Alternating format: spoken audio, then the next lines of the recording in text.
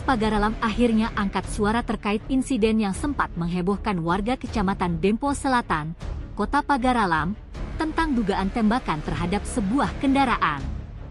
Setelah dilakukan identifikasi, polisi memastikan bahwa serpihan yang merusak kaca depan mobil tersebut bukan berasal dari proyektil peluru, melainkan dari batu yang diduga sengaja dilempar.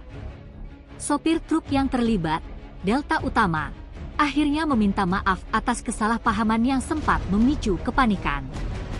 Kepastian ini disampaikan langsung oleh Kapolres Pagaralam AKBP Erwin Arasgenda melalui Kasih Humas Ibtu Mansur, didampingi Kanit Intelkam Polsek Dempo Selatan Aibda Eka Nopirza, usai melakukan penyelidikan atas laporan masyarakat mengenai dugaan penembakan kendaraan di wilayah tersebut.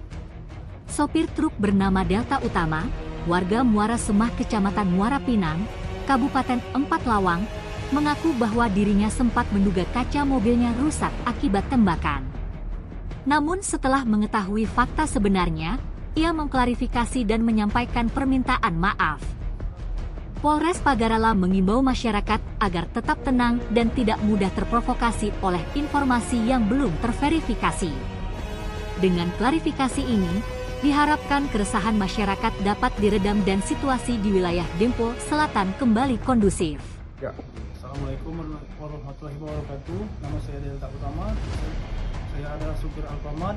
Memang benar kejadian tersebut adalah benturan batu yang terlempar akibat putaran dari roda mobil kendaraan yang berada di depan mobil saya.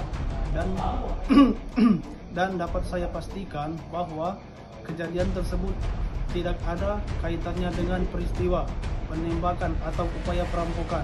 Dan hal ini saya sekali lagi memohon maaf kepada Kapolres Pagaralam dan jajarannya, dan juga beserta Kapolsek Dempo Selatan.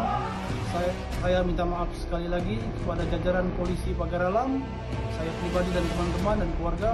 Sekali lagi saya meminta maaf atas insiden ini, dan saya tidak akan mengulangi kejadian ini untuk kedua kalinya. Sekian dan terima kasih. Wassalamualaikum warahmatullahi wabarakatuh. Sekali lagi saya meminta maaf. Tim Liputan Sumsel Update TV melaporkan.